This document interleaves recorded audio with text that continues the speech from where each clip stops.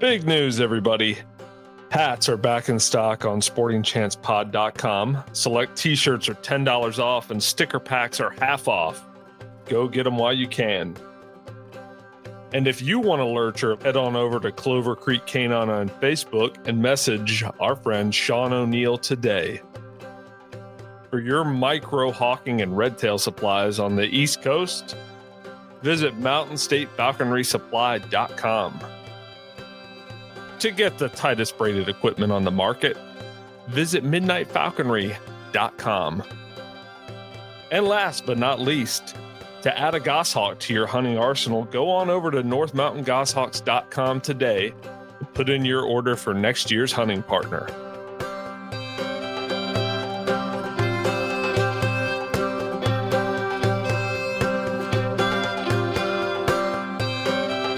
All right, everybody. It's Black Friday. We're all fully engorged on leftovers.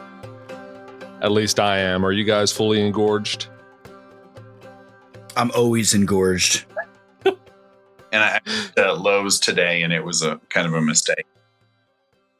So we are joined today by Corey Roelke. Corey is a falconer and a biologist out of the great state of Texas. Thank you for coming on. Thank you all for having me. It's our pleasure. Yeah, absolutely. So to get into it right off the bat, you are the former president of the Texas Hawking Association. Is that correct?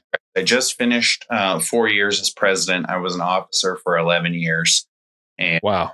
Happy to hand it over to another very capable officer team. Do great. Love THA. It's a wonderful organization. Thrilled and honored to have been part of it. And happy to keep showing up as a member for as long as I'm here. Well, I am also a former president of a falconry club, the North Carolina Falconers Guild. So you're in good company, Corey. Much respect to you for putting forth the effort to run a club, because it is not always sunshine and rainbows, is it? Correct. But I will say THA is full of great people, and the positives greatly outweigh the negatives. How many members do you guys have? So we are somewhere between 200 and 250 members pretty consistently. We have 480 falconers in Texas, but only about half of those actually have a bird. So THA represents a majority of the falconers who actually practice falconry in Texas. We're very proud of that. And we have an excellent relationship with Texas Parks and Wildlife. And we have excellent falconry regulations. They're not 100% perfect, but they're really good. And we're a club that's never split, which is wonderful.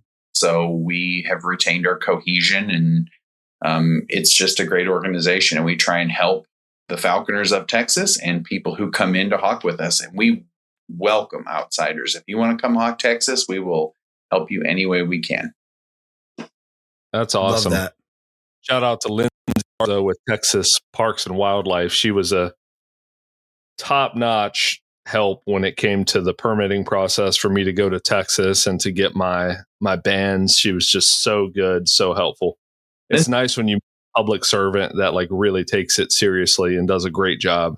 Absolutely. So, but I wanted to talk with y'all a little bit about meats, because that's in some ways sort of my specialty. If we could dive into that, right? Because I love talking. Yeah, man, let's go for it. You're excited about it. Let's do it. I have put on a bunch of THA meets, which are big meets. They're anywhere between 100 and 150 people. And they're very game hawker focused, in that most of the people attending the meet are flying birds on game. And then I am, to give you a little more context, so I am director at large in NAFA. So I represent everyone across the entire membership. There's 2 directors at large, and I am vice chair of the board. So Tyler is chair, and then I'm vice chair.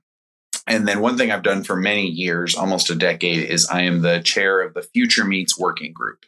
So we help chairs put on, and we try to help decide where the next NAFA meets and why they'll be there. And that's actually a somewhat complicated process, and we can talk about that a little bit. And we just try and make the meats as good as we can while realizing that it's a complicated job because there's multiple priorities at a NAFA meet. And so, yeah, meats are kind of something that I've always really been interested in because I enjoy going to good meets. And I want to make sure that we put on good ones. And then I wanted to talk a little bit about how we can help other clubs around the country sponsor their, like have a NAFA sponsored meet where we help the other club if they need it. And some clubs don't need help at all. Some clubs are doing awesome. And some places don't have a club or they're trying to restart a club and it would welcome some help. And we're here to help them with that process and tell people what we can offer. Is it true that NAFA meets have a lot of bed bugs? I heard the hotels at NAFA meets are just infested with bed bugs. Is that true? There's a rumor there were going to be bed bugs at Oklahoma. And there were not. I don't know of anyone who went home with bed bugs. I don't know of anyone who had a bed bug problem. I don't know. So I will tell you what does happen at NAFA meets. People get the NAFA crud where inevitably someone brings some version of COVID, flu, or both. And people end up getting sick after they leave the NAFA meet. In some years, it's not interesting. It's like the last one we had in Texas, like half the meet got sick. If you ever come to the Jersey meet, there's an STD that goes around. Oh, wonderful. Well, I'm not. That's fun to hear. What are some of the priorities that NAFA looks at when picking a meet location? Okay. Because listen, I'm just going to preface this by saying I heard that there really wasn't that much game at the NAFA meet this year. And then Heath said that there was plenty of game. And me and Heath, we're like you're frenemies. Exactly. We're frenemies. I really like the guy, but like we get into it. Like I was literally right before the show, I was getting into it with him on the old Instagram. I might get in. Okay. So yeah, he just keeps. First thing is you have to plan it, at least the preliminary planning, far more than a year in advance. And then the second thing is you have to have good meet chairs. And that's hard because the meet chair or chairs are going to spend several hundred hours of their life trying to prepare for it. So they have to be willing to do that, take time out of their own lives, their own hawking for several months beforehand. And so the first thing you need are willing meet chairs. And that's pretty challenging because it's a big ask for someone. The second thing is you have to have a location that has a hotel. I don't like to say this, but it's hotel first, because if you don't have a hotel or a series of hotels, you just can't host a meet. It's a lot of people. Now, smaller NAFA meets are 150, 200 on the ground. The biggest NAFA meets are 450. And with the majority of those people bringing birds and dogs. And that's a huge ask for a hotel to take in that many birds and dogs or series of hotels. So the next thing you want in a hotel is one-stop shopping, if you can get it. It's not always possible. And what I mean by one-stop shopping is you've got everything under one roof. You've got your conference rooms, you've got your banquet hall. Sometimes they can be the same space, and put everything where everybody can congregate in one central location. After that, it's game. And we hope to try and have it in a place where there's game for everybody. That can be a little challenging. In a lot of places where there's things like jackrabbits, there's almost no squirrels. That's pretty common. If you have a ton of longwing quarry, sometimes it's difficult to find ground quarry for the dirt hawkers. It's always a balance. The other issue is because they're often in the Central Plains, it's highly rainfall dependent. There are very few average rainfall years. There's wet years and there's dry years. And in wet years, game can be incredibly abundant.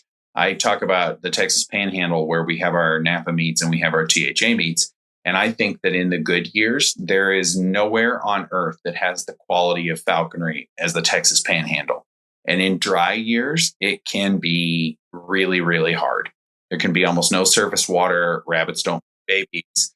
It's just tough, right? And so by having to plan it that far out, it can be a real challenge.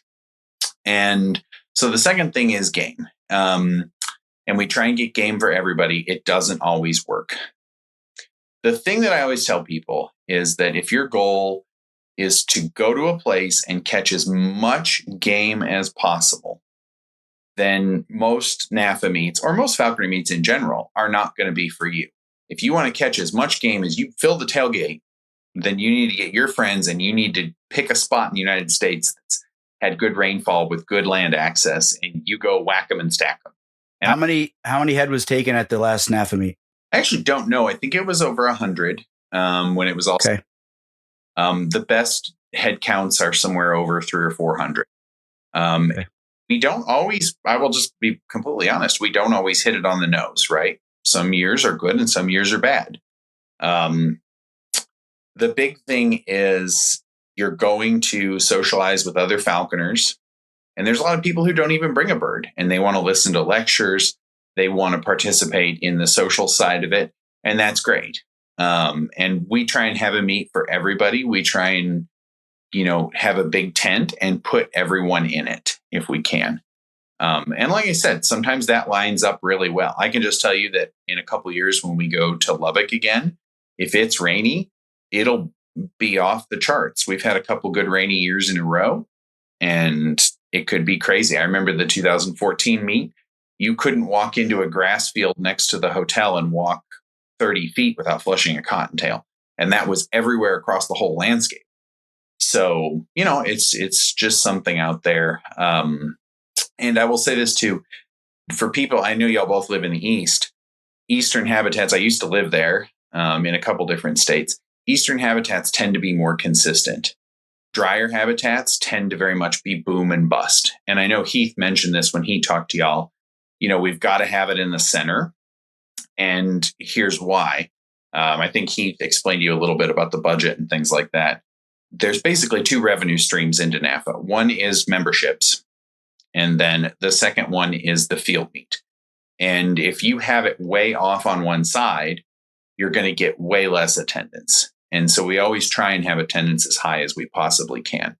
And we'll talk about what we're going to do as we can chat back and forth, but we'll talk about what we're trying to do as an organization to help sponsor meets in other places. Because I realize that's hard for a lot of people to take a week from their family and go halfway across the country with birds. And Yeah. For me, I'm just going to speak on behalf of all hardcore hawkers out there. All assholes in America.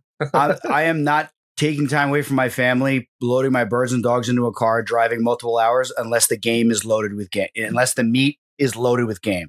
So the concept that it doesn't matter if there's game, that's moot. The only reason on the East that meets have, like, Jersey has close to 200, sometimes plus 200. PA has 200 plus every year is because there's a crap ton of game and everybody wants to go and get their birds entered, have fun with friends, and catch a bunch of game. Absolutely. That's like I've never heard anybody say, I just go to a meet because it's fun. I mean, I've heard that, obviously, but I'm just saying, it's like it's the reason to go. It's like the underlying reason to go is that there's going to be game there. We're going to have fun and our birds are going to catch. So it's interesting. I would agree with point 2, but for some people, it's not always about that. And that's okay, right? Like I said, big tent for everybody. People have different motivations. People want to do different things. Absolutely. But I understand that driving a long way is a different thing. Like when we had the joint IAF meet, we had a lot of international falconers there. That was really fun because you get to talk to people and have different perspectives and take them hawking and show them things they've never seen. And so, the motivations vary, meet to meet, place to place, person to person. I think the NAFA meets have more non-hunting activities than a traditional meet. Absolutely. Casey.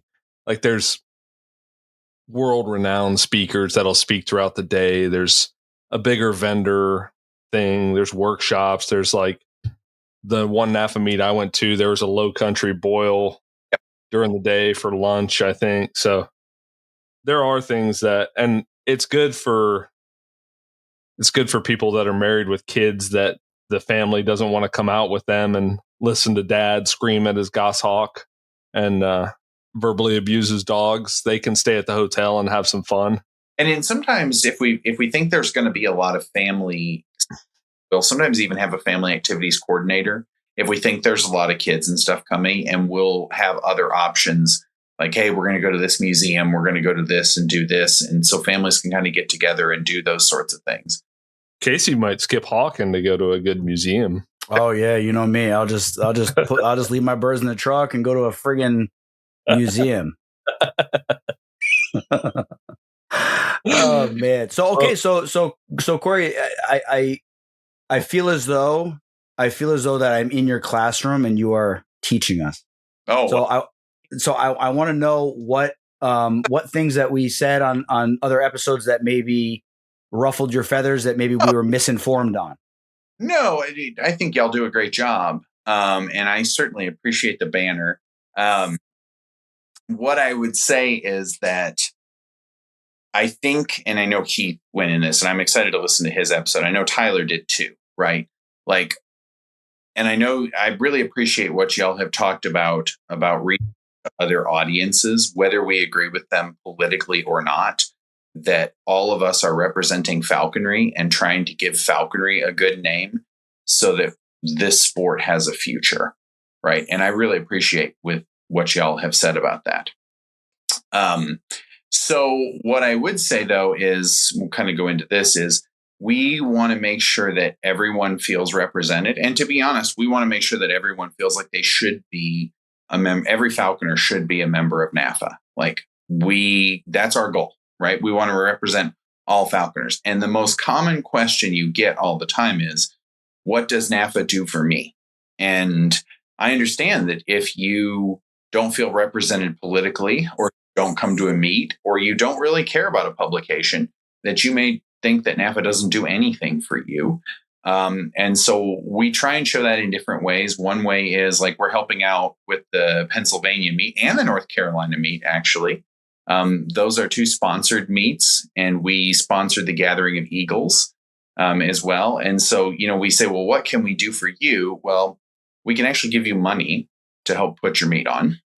Like, we as an organization will hand your state falconry club a check and say, you need this for meet expenses. You want to do this thing that a little bit of extra money will help you do. Bring in this speaker, help with event costs, something like that. Here's some money, right? And that number varies. It's at least $1,000, right? So, and for some smaller meets, that can be a big addition into their budget. And then the second thing we can do is we can offer our website, actually, even for non-NAFA members, to help people register, right? So if you want to run registration through us, you don't have a good registration site, you don't have an easy way to do registration, we can do that for you, right? And realistically, all we ask is to give us 5 to 10 minutes at your banquet for us to come talk to you about NAFA. That's really all we ask. There's nothing else. There's no strings attached. There's no, we assume that everybody's going to be ethical and, try and do their best to put on a good meet within reason, right? We get it, Yeah. So maybe you guys could give out NAFA condoms at the New Jersey meet. These like they're a little spicy. No, we have fun at the Jersey meet, but you, so when you give the money to a local club for their meet and you're sponsoring the meet, there's no strings attached. There's no mandatory booth or trying to get people to sign up for NAFA. Well, that's not a thing. Right. But outside of that, there's no pressure. Right. Okay. And I will say this, I'm super excited. At some point, I'm going to come hawking in New Jersey because and the East Coast in general, because I really want to catch a black duck out of the salt marsh. I know the guy. He was the Northeast director for many. I don't know if it was many years, but yeah, he'll take anybody out and he'll put you on ducks, man. John Gilbert will put you on ducks. Just drive on up. So, on the subject of NAFA and the Southeast meet in North Carolina, I'll be honest with you. I don't know that it was framed as much as NAFA will help you do it, as much as it was, hey, we're trying to find a regional meet. Would you be willing to do it? Yeah. And so, to be honest, I didn't have a lot to do with that one because April, who is so involved with NAFA, she's, done treasurer. she's done so much for our organization past that for so many years. She generally handled that one. So that was really helpful. Yeah. I'm not part of the leadership anymore, but we voted on it last year at the field meet as to whether or not we wanted to see it happen. And I was like, I don't really know how it's going to happen, but sure, that sounds like fun. And we let's do it to get our name out there and be accessible to people and feel like we're more accessible. There's this perception that NAFA is a Western longwinger club, which is the directorate with the most members it's pretty much generally tied between Central and Southeastern. So, and the Southeastern directorate is largely filled with people who hawk squirrels and rabbits. Yeah, That's NAFA much all there is here. Yeah, I mean, it's a perception, but it does seem that way. But I understand your point. You can't have a meet for the whole country potentially to be there and not have areas for everybody to fly. Certainly. Yeah, but I will say this though. Anybody who's flying a goshawk can catch whatever a longwinger is going to catch. Certainly. Well, I will say that. Even a sage grouse? Yeah, 100%. Why not? Are you kidding me? I don't know. I'm not asking a rhetorical question. Has someone caught a prairie chicken with a goss? I think Tyler caught got a shark. I'm not 100% sure, but if it flushes from a point, it can be caught by a goshawk 1,000%. I will bet my life on that. I'll put my life on it. Not whatsoever. So, there's nothing your peregrine can do that my goshawk can't do in half the time and with less effort. See, here we go. I don't know anything about accipiters, so I look at accipiters as these mystical things that require massive amounts of work and are incredibly challenging. That's good. That's perfect. Just keep it there. Don't even look into it. Just leave it right there where you're at. Just leave it right there. Or with the local Cooper's hawks over my pigeons. That's funny. So I think that something that would satisfy a lot of people would be consistent regional meets. Like, so the Southeast, that would be cool if there was a NAFA regional meet every single year. But it doesn't really have like that, the NAFA pizzazz, like all the speakers, all the activities. It's just kind of like it's the state's field meet that has NAFA tagged onto it. Certainly. And, that is largely up. Once again, this goes back to the very first thing I said, that meets are limited by their chairs, right? And that if you have chairs who want to do a ton of work, bless them, right? Thank you. Right. If you have chairs that want to do a ton of work, the sky's the limit. But that's a lot of work and that's challenging. And that takes time and effort. So I also applaud the people who put on consistent meets year after year after year, where people show up and they know what they're getting. And a lot of state meets are that way. Like you said, Pennsylvania, people are going to show up. New Jersey, right? People are going to show up. They're going to get their birds entered. They're going to fly with their friends. And that's fantastic, right? Because that just putting it on year after year after year is a big accomplishment as well. I mean, we all have seen the ebbs and flows in organizations. And those organizations that can just do it year after year after year, they deserve a lot of credit. Yeah, I agree. It's a lot of effort to put on a meet. And I've never had to put one on, but I just, from talking to Aaron and other people, like you see how much goes into it. And like, it's usually just like, it's not even the president of the clubs. It's like everybody directly beneath them. That's like, it's all of their effort. Like, who can we fly in to speak? This person, that person. Okay. Everything like this. And yeah. And then you get into states that are more strict about private lands and stuff like that. And it gets super complicated because you have to figure out where everybody can hawk. And then you have to like organize it because you have people that have no idea where they are. And you can't just have them cut loose on farmers' properties and get shot. Well, you hear, and I know this goes for everywhere with private land, right? Like we are a ranching state. We have cows everywhere. And if you get a person who leaves a gate open and you get cows out of a pen, out of a pasture in the road, first of all, it's a safety hazard. People hit them. Second of all, I don't know whether you've seen the price of beef. Cows are several $1,000s a piece. That's that person's livelihood. And then they're pissed because they have to go get them back. So one falconer leaving a gate open in a ranching state is a nightmare. And these are all ranchers who know each other. So if you piss one of them off, you could lose, in our case, you could lose thousands of acres. You could literally lose thousands of acres for the next meet because one person left a gate open. And knowing falconers, I guarantee that's a thing, leaving gates open. There's a lot of really dumb falconers out there. Shout out to my dumb homies out there, right, Casey? Get a few people who've come from different places. Maybe That's right. Us. And that's, but like, there's definitely a way to behave around cows in a pasture. And that's just something we learn.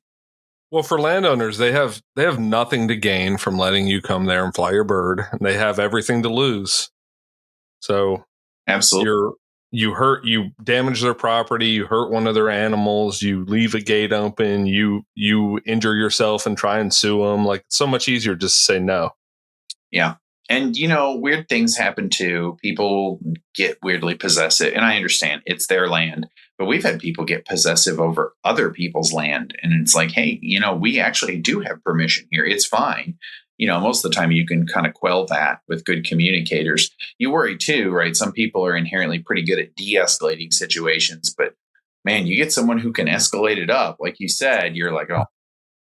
Yeah, you've got a de-escalator right here, and then you have an escalator right there, Casey. Well, on the whole concept of people being possessive and protective of other people's land, here where I live or where I used to hawk, people are possessive over the public land. They want to know why you're in their yard and because they don't see people on the public land, and they just assume it's theirs because it butts up to their property. So to see you there is like very off-putting to them, and they don't like it, and they want to know why you're there.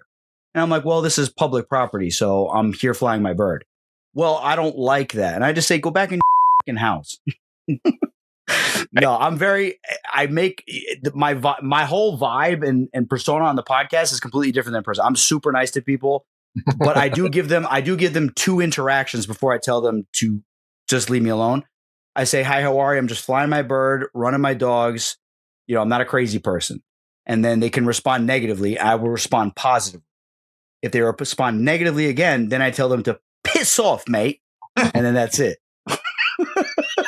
Especially if I'm in the right, if I'm on public property. I will say this too. By and large, I actually think that most falconers, especially those who come to meets, are excellent and want to be good and want to be on the right side of the law and want to be legal and ethical.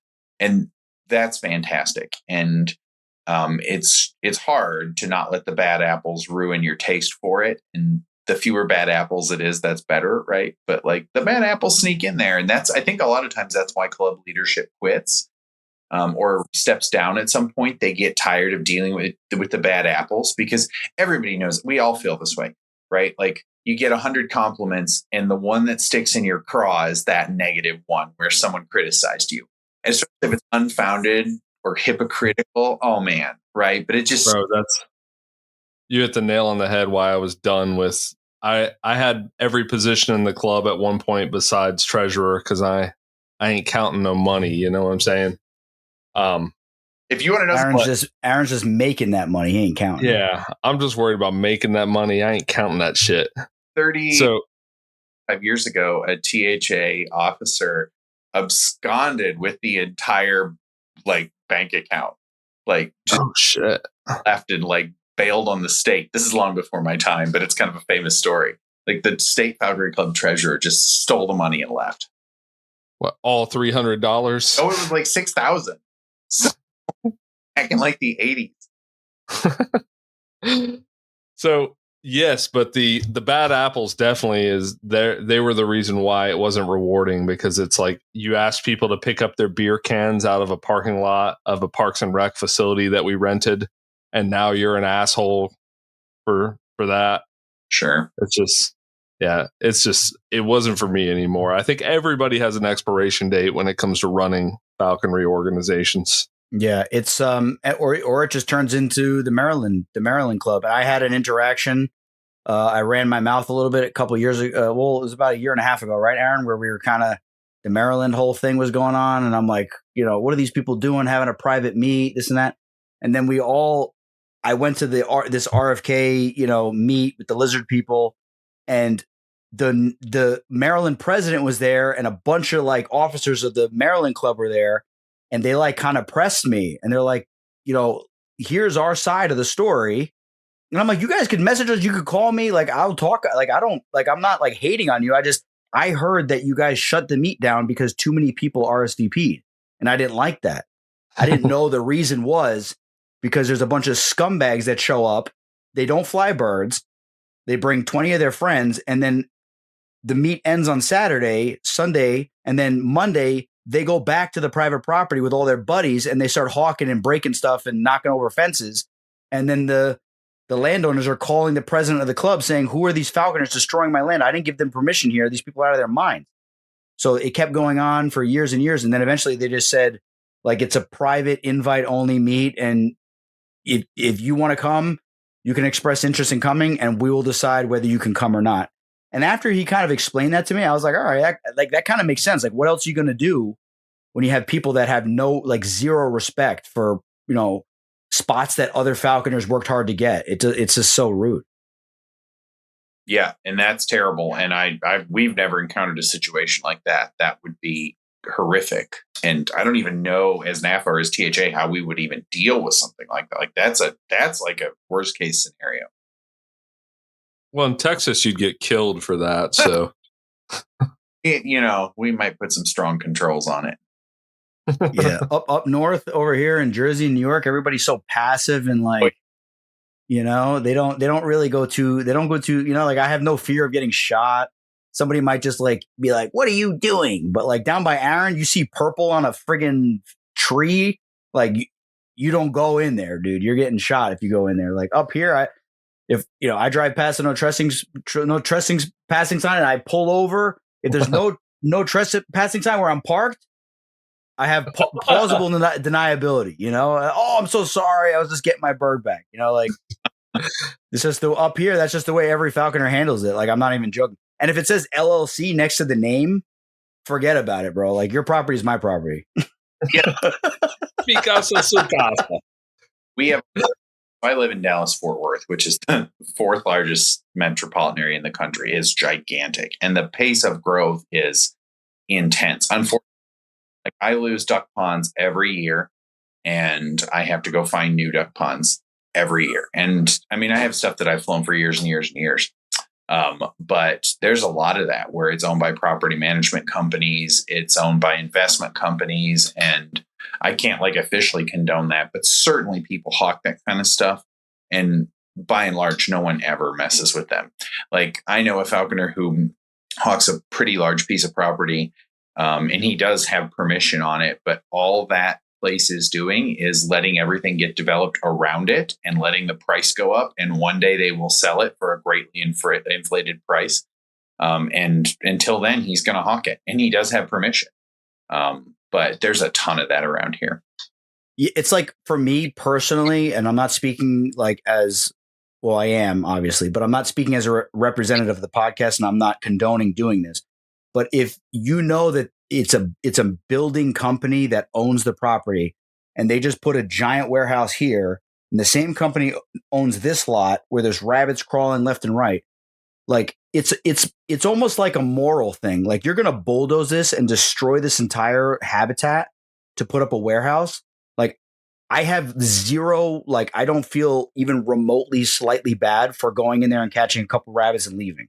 Like, sure. And that may be wrong, and I shouldn't tell people, like, I'm not telling people to do that, but and I'm dealing with it right now. Like, I have a spot, and it's one warehouse after another, and you can literally see all the caution tape and all the markouts where they're going to put like roads and stuff, and there's rabbits crawling left and right in there. And I'm like, we have to just clear this out of rabbits, have some fun in here all season, because next year it's gone. You know what I mean? And it's depressing. Yeah, so Mike McDermott wrote about that decades ago in one of the Accipiter books, and talking about hawking coveys of quail in Missouri that were going to be consumed by development, right? And it was sad, but also good for the hawk that they were consistent slips, and they could just catch every quail out of the covey because they were literally going to be bulldozed under next year. today I was stopped by a looky-loo when he saw me pull my hawk out, and he respectfully approached me. And I was in that type of place that we're talking about. And he was like, "Are you falcon hunting?" And I said, "Yeah, that's what I'm doing." He was like, "Man, I'm a hunter too. I'm a deer hunter, but it's so hard to find land anymore to hunt on." I said, "Yeah, man, that's why I'm in here." He was like, "There's deer in here." I said, "Oh yeah, I see them all the time." I was like, "But this is basically the only type of hunting you could do in that spot. Sure, you might be able to sneak in there with a bow, but." And I actually think that is by far the greatest challenge that all of us as a sport in this country and other countries as well are dealing with is if the majority of Americans now live in cities or the metropolitan areas around cities, how do you have time on a daily basis to go find a place to hawk and get your bird flown day after day after day? And I think that's by far the most challenging thing. And we can talk all day long about urban hawking and car hawking and all these things. And I support all legal forms of falconry wherever they are. But how do we do this without running afoul of the law and make sure that people can hawk and get their birds flown and practice good quality falconry, while also not constantly being harangued by people or harassed by the law or just breaking the law and getting in trouble? And I think that's no questions asked the biggest challenge. 100%, man. I agree with you 100. I agree with you 100%. And somebody like yourself, and we didn't really even get into this, and I think we should, but flying long wings predominantly, like you have to put in like serious effort and work to find not only areas to train those birds, but areas to actually hunt those birds in a reasonable way. Like like for me, I can you can do whatever you want. Like I've been doing it since I was a child. Like I would just ride down the street, put my red tail up in a woodlot and catch a couple squirrels and go home and eat dinner. I was like 15 years old. But like to fly a peregrine, like you have to like put in so much work to find a place that's suitable. And then not only that, you have to find a place that's suitable to hunt. And it has to be like a specific slip that you can set up. It's way more effort. So I definitely, my hat's off to you and all long wingers for the effort that they have to put in to find good slips. I do work very hard, but let me tell you, explain my personal falconry a little bit. So I live in Arlington, Texas, which is right in the middle, but I live in South Arlington.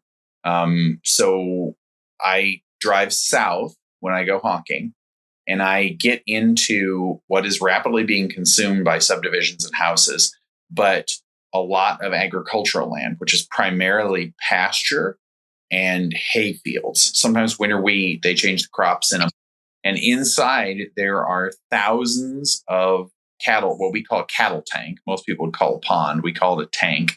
And they have dug these out and they put dams on them on drainages. And so there are thousands of ponds. Now you have to get permission on these, and you have to find the landowner and you have to get permission. But in Texas, there are quite literally tens of thousands of ponds outside of these metropolitan areas that no one is hawking. No one. And even gun hunters might not find them attractive because I always laugh that, right? Like when you gun hunt, you're looking for that limit of ducks or you're looking for mallards and pintails. But, when you're flying a falcon, 2 ringnecks on a small pond can make a great day. And so we have really, really good winter duck hawking. And, I laugh because people say, well, how many ponds do you have? And I'm like, well, I have more than 100 ponds that are fairly close. But to be fair, I've never seen a duck on more than half for years. And I that are good some years and ponds that are good other years. And I just kind of am around the landscape. On my best days, it doesn't happen very often anymore because, things have moved out. On my best days, I drive away from my house with 2 peregrines and I come back 75 minutes later with 2 ducks. And I've flown 2 different slips. So it can be done, right? But I do work hard at it. I do have a job that is thankfully very flexible with my time. And allows me a good amount of time to hawk.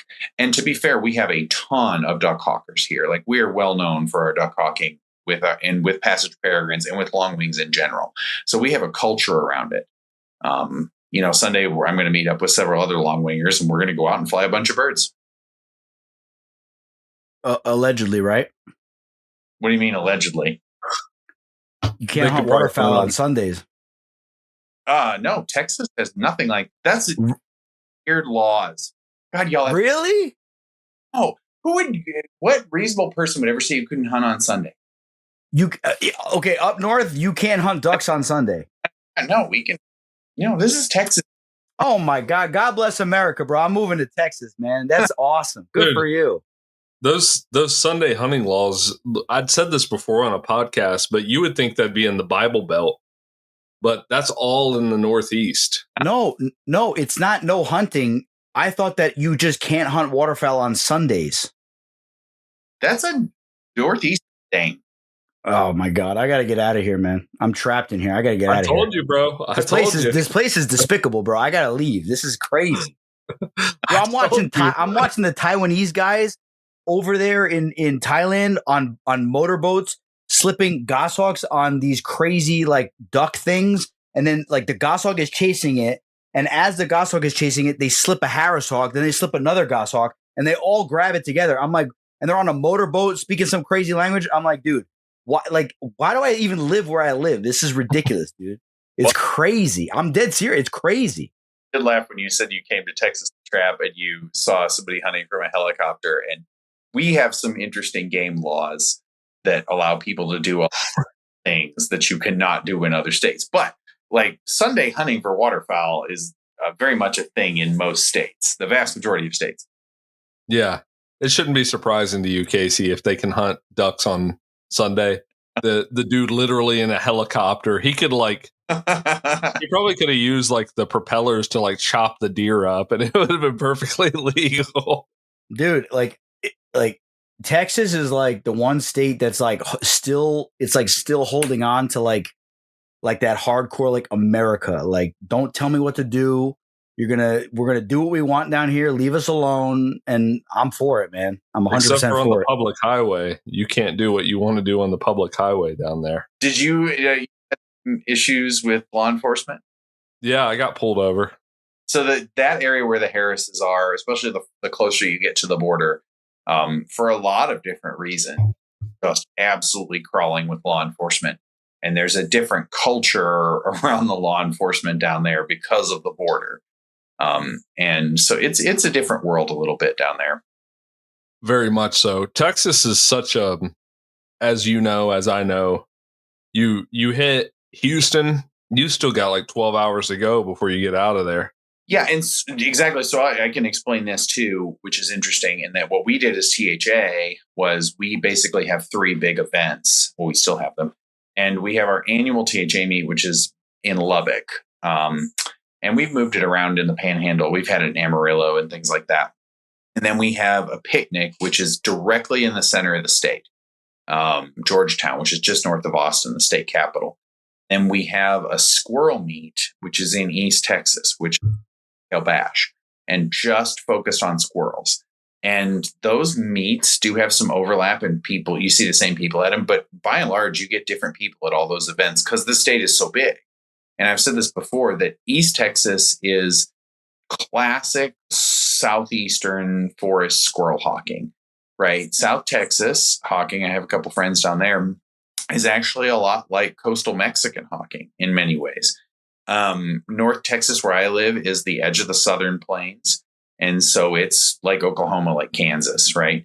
The Panhandle, very much high plains, right? Like, and then you get out to West Texas, and that's a desert. Like, that's a true desert. That's like New Mexico. That's big mountains, big desert plains between them. So, I always joke that if we were the size of a normal state, we'd be 3 or 4 falconry clubs. Instead, we're one big one, and we have to cater to diversity. Everybody's taken care of and feels represented. And we've done a good job of that. I will say that we've done a good job. Good for you guys. Sounds like you have. It seems like your members of THA are pretty proud. We are. But I mean, we're Texans, right? So I was just going to say, I mean, Texans, they stick together. They don't take any shit from anybody. And I really like that. And the whole state of Texas, everybody, like everything, like just the whole persona around it. Like everybody knows, like if you want to go to Texas, you go to you're just going to catch game. You're going to have fun. People are going to, it's a whole vibe, as the kids would say. Have a good time. We really do. So on the subject of long wing, you fly Passage Peregrines. Is that correct? Yeah. Do you find any other anything other than peregrine or subspecies or peregrine adjacent, do you find any other falcons to be suitable for duck hawking? Oh, absolutely. Right. Like now, not here, but Jeers. Casey. We'll have to ask Casey to explain why he had that stupid look on his face. No, that was a total L question. Also, as the kids would say, it's an L. Dude, I live in North Carolina. There's zero long winging in this state. There's guys who try it, but they do not consistently catch game. So it's a very foreign concept to me, and I'm not afraid to admit it. Good for you. All right, good for you. And it's foreign to me too. It is. So let's go. Yeah. Corey, educate us, man. Let's go. Awesome on ducks. Awesome. But they're not generally suited for our climate. We're just warm. We're just hot. There are some people who've flown them. Jeer peregrines do fantastic. They do fantastic on everything, though. And there's other hybrids. And then there are, it's a small number of people who fly them. My friend Matt Reedy flies them very well. But passage prairies, some of them are not ducky, but a lot of them are. And passage prairies can do awesome on ducks. Like I literally saw my friend Matt Reedy's passage prairie. He had one and it had the craziest behavioral characteristic. It did the big, awesome prairie hit and it didn't care where it hit it. So a lot of times peregrines will come up and not hit the duck over water because they know it's going to land in the water, especially an experienced bird. So they'll pull up, right? Like I literally watched his passage prairie drive a line through a duck, kill it from the hit, drop it in the water, land on the duck in the water and row it to shore, and then do the exact same thing the next day, like carbon copy. Like dead duck falls in the water, swim it to shore. And prairies can do it awesome. So there's lots of falcons that catch ducks. Now, what I will say is we always talk about a good match for the quarry, right? And just like a Harris hawk, excellent match for a cottontail or a jack, right? Like a passage peregrine. Or a dumpster. Passage peregrine is the right size. I know you hate Harris's. A passage peregrine is. I don't hate them. I just like making fun of them. It's funny. And has the right behavioral characteristics to be just an incredible duck hawk. And when you catch them, they've already flown several thousand miles. So all the real stinkers are already out of the gene pool, right? Like now that's not. There's variation. They already caught them up in New Jersey.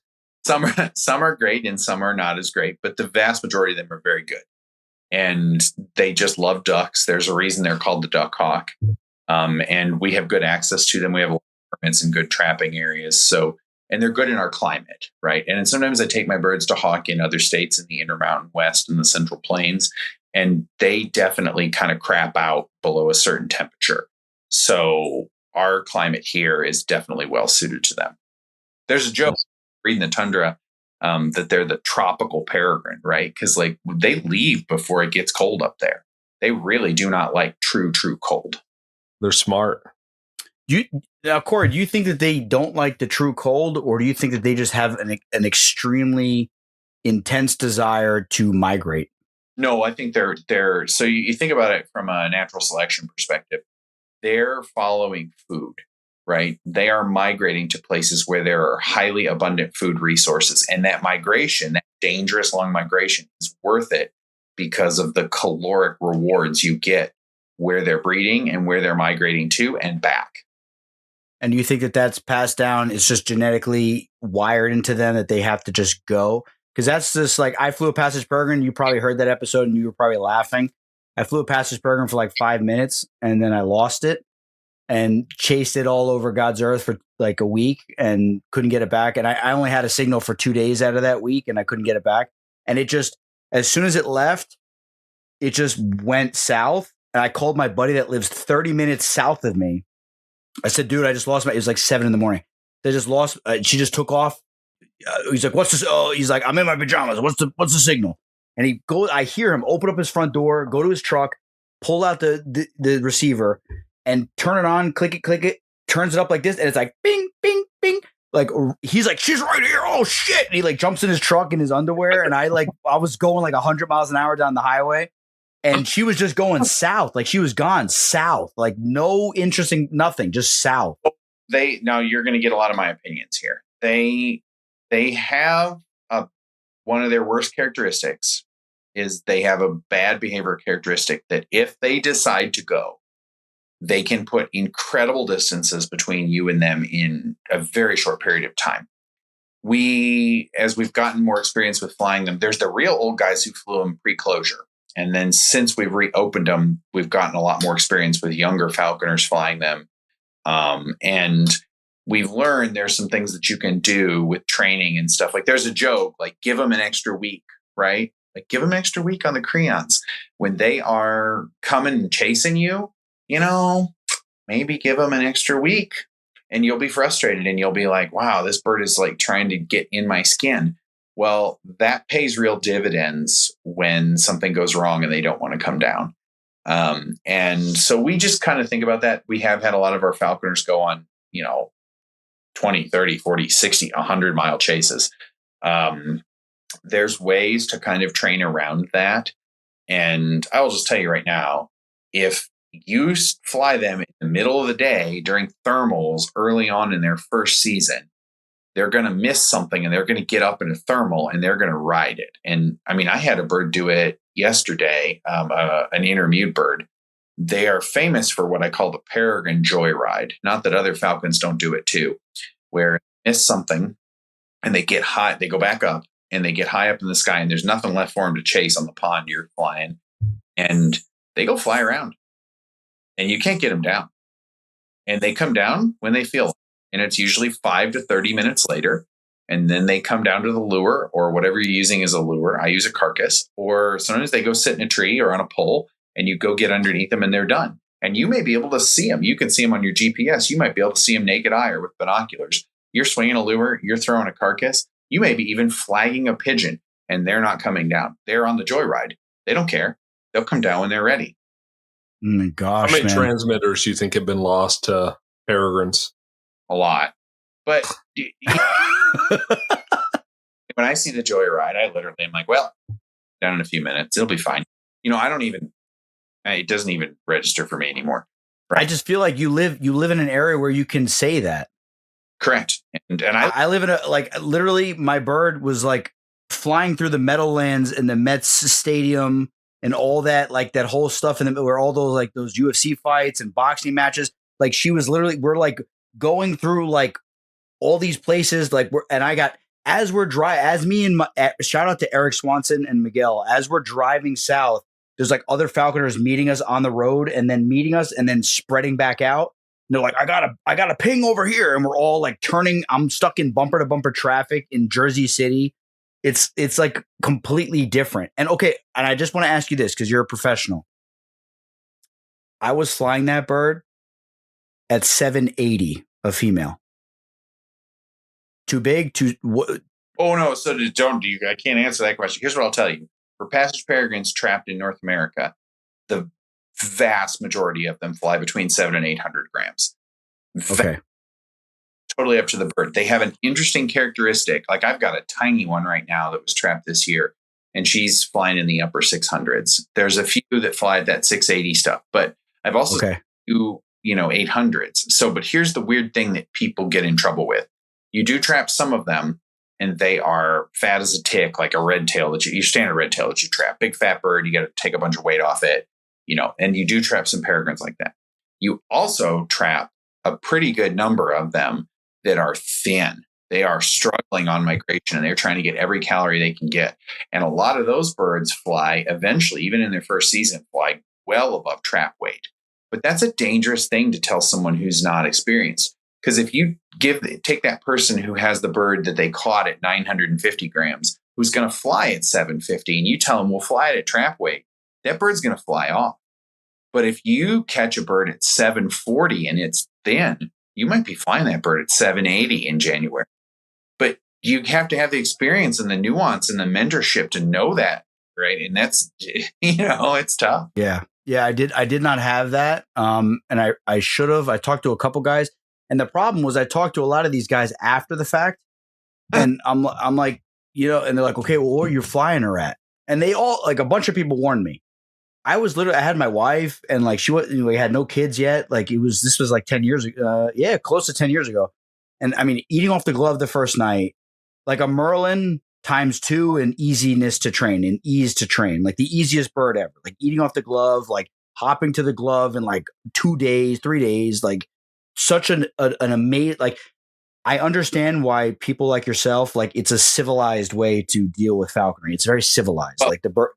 Be fair, they're not all like this. I have one, and I have 2 right now, and I have one interviewed bird who was like, "Sir, what would you like me to do?" Right, on everything, and then I have the new one who she's coming along quite well, but she was stubborn like a prairie falcon, and I had to take her weight down. So there's a very wide range of behavior, and there's right. how much they tolerate, how much fear they have. And they're all individuals. I know that we say it for every bird, but they're all individuals. And, the old adage of be the right person is really important, right? Figure out needs, what weight it needs to be at, figure out what that bird's behavioral characteristics are. Some of them run up on them on a duck, not many of them. They'll freak out and fly away. Right. Like, and some of them, like I have been during training, I've been throwing pheasants, and basically this bird comes down and is bronc riding the pheasant, grabs it and then is bronc riding it. And the pheasant's kicking around with this bird. I've had to run in to grab the pheasant and protect my bird from the pheasant. And the bird lets me do that. Well, what's that tell me? That tells me that when that bird binds to a mallard and is out in the middle of a field on a rodeo ride, that I can grab the mallard full speed. Yeah. And I also was told that they will trick you. They will definitely trick you. Well, they will be absolutely fine, and then they will just fail. And fail, but a lot of times what happens is they see what we call check, right? And they check off on something, and then they go chase after it. And then they're not lost. They're just hungry, and they don't see you anymore. And they're like, oh, I'm hungry. And they see all this stuff to chase, and you can wind up in an endless chain of them chasing. I'll tell you an interesting thing that's happened to people from the East. I've seen it 3 different times, and it's happened way more than that. You get people who trap one, and they come from the East. I feel really bad for these people, and they train in areas that are spatially constrained. And here they want to get some good hawking, right? And you put them up on a slip, the bird's well trained, and the bird goes up and it gets 100 feet of pitch. And suddenly it can see miles, and it just starts chasing things. Right. And, one guy came and picked his bird up on a harrier, right? Flew off and killed and they see blackbird flocks, and they see grackle flocks and pigeons and doves. I had the bird I trained last year, my interview bird. She would go chase a duck out of sight, and then she would just start chasing everything she could see. She wasn't leaving a several mile area, but I'd have to get underneath her. And when I found her, she'd come right down. She'd be like, hey, where you been? She was just hungry. Yeah. Yeah. It's interesting. So now another myth about the passage peregrine is, and I don't know if it's a myth, you tell me, the tiercels are more loyal. Ooh, see, now I'm not a good tiercel flyer, and I've flown a captive bred tiercel. I don't fly tiercels. Tiercels have different behavioral characteristics. A lot of people love them. We have some great guys who fly tiercels here. The tiercels are tougher. The joke is that the margin of error is smaller on them. But they do fly, on general, they fly higher. They fly more stylishly. But they're quite a bit more challenging in general to get going, and get going the way you want them to go. Okay, that's good. That's good. Yeah, because I've heard, because like a tiercel, I've heard that like a tiercel peregrine, passage peregrine, tundra peregrine, they'll miss a slip and then they'll come back and look for you, kind of like a Merlin, and kind of like hang around. And then the females are kind of like, I don't need you. I don't need anybody. I'll just go. You train them, and you hope that through training, you start training them to come back. And usually I would say for most birds, that's between like wild game slip 5 and 10, where they start making that, oh, I can't catch this duck. I'm going to turn around and come back. And when they make that connection, that's what opens you up to reflushes and second flushes and things like that. And your catch rate tends to go up from that point on, but you get there. So are you, so let's say, I'm assuming you have a pigeon in your bag 24/7. Okay. So, when I fly a brand new passage peregrine for the first month, 6 weeks, I have pigeons in my truck.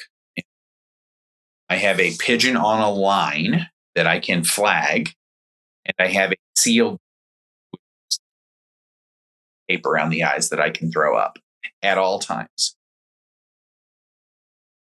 Okay. So if the bird returns, the bird is, go ahead. I'm sorry. I don't want to interrupt. Importantly, I will be flagging a pigeon and pulling out a pigeon. Most birds you can eventually trust pretty well that you don't need a pigeon, and you can put a pigeon in the truck. I do not ever leave my house without pigeons. Ever. Yeah. Don't do that. Yeah. Then that's a good policy, especially like as a goshawker, like even an imprint, even like you always just it's good to have pigeons or any kind of game bird at your house, quail, something that you can flag. God forbid something happens, you could just get it back. But like, are you, and not to get too into the nitty gritty, Aaron's kind of like his eyes are glazing over, but if the bird misses a slip and kind of goes off a little bit and you see on the GPS it's kind of making its way back, would you serve a pigeon at that point and kind of reinforce coming back, serve, reward, done? Depends upon where we are in training and what I'm doing. And it depends on how many ducks. Like y'all generally, I think, don't have as many ducks as we do. There are times, and I'm not joking here, that you might get 6 flushes. So the bird goes, comes back, flush again. Bird goes, comes back, flush again, right? You're just like, you still got ducks in the pond. You're just flushing them until they catch. Or I wouldn't do that because that turns into a rat hunt. But when you need a young new bird engaged, oh man, that just revs them up. And then when they catch, think about that in that bird psychology. And that bird goes and chases and comes back and reflush and chases and comes back. And you do that and it catches on the 4th flush. What did you teach that bird? Come back to me. You'll be rewarded, right? It trains them to be very persistent. They're already persistent. You're just reinforcing. If you ever watch a wild peregrine hunt and come in on a bunch of shorebirds, and sometimes they come in and they just do if they've got a lot of quarry in the area, if they've got a lot of prey in the area, they'll come in and do a rocket run real quick and chase stuff and then break off, especially if they're not hungry. If you ever see a motivated peregrine just continuously harangue ducks or shorebirds, they're persistent.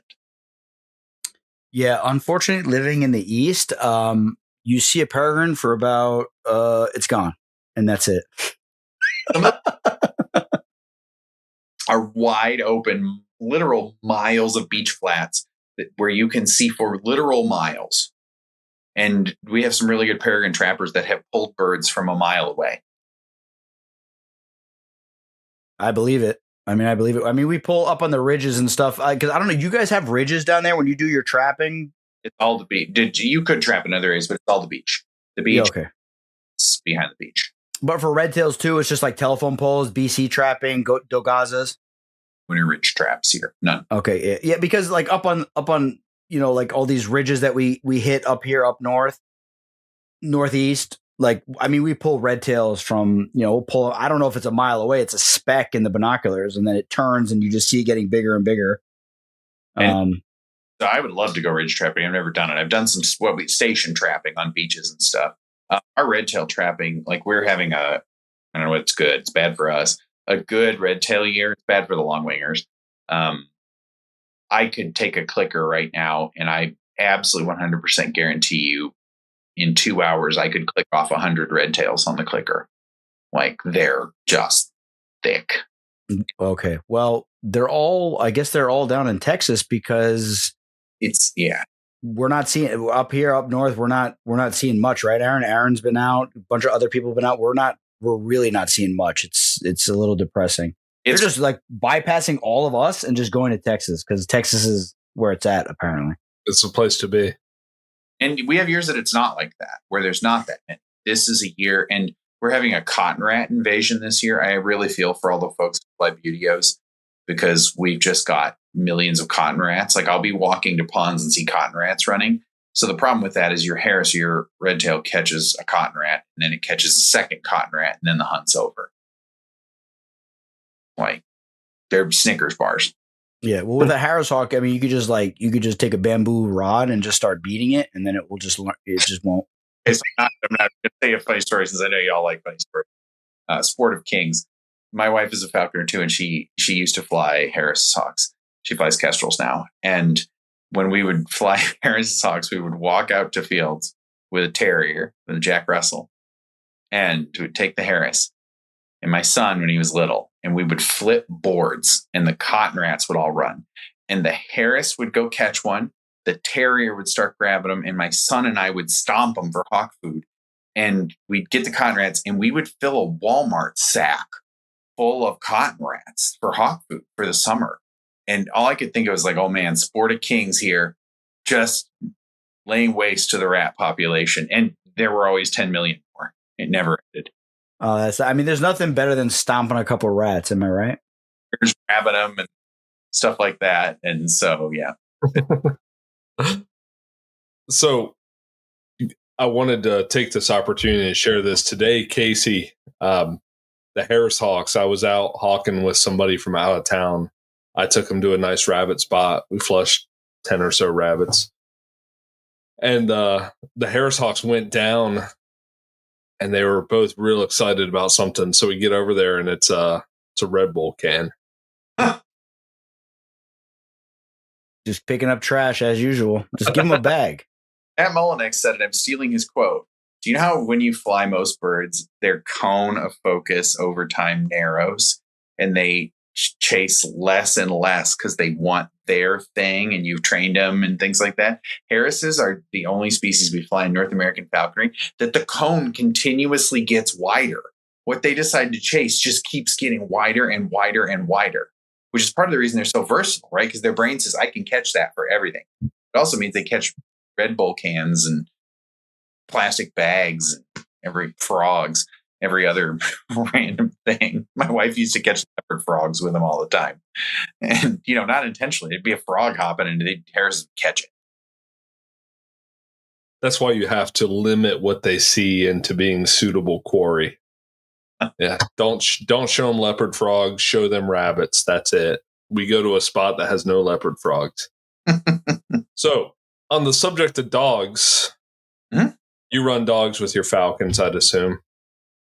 We have Springer Spaniels. We breed. Now we're not a breeder, but we occasionally breed Springer Spaniels. And and I like the Spaniels for a lot of reasons. They're pretty versatile, and they do a lot of jobs. And I can go upland hawking with them too in other states. I've recently become a Spaniel guy myself. Rocker. That's almost a dirty word. Listen, some say that it's a blessed word. It's the best of both worlds you get. I hang out with a bunch of field trialers, and they all, and both people who do cockers and springers, and they all like Sprocker is like the worst thing you could ever say. And explain for the audience why that is. Well, to be fair, these are people who are purists, right? And they either like the characteristics of a Springer or the characteristics of a cocker. No, that's not the reason. The reason is because the Sprocker always wins the field trial, and then they have to go back and do blood tests, and they have to figure out that it's a Sprocker, not a Springer or a cocker, and then they get to kick the person out of their field trial. Fun.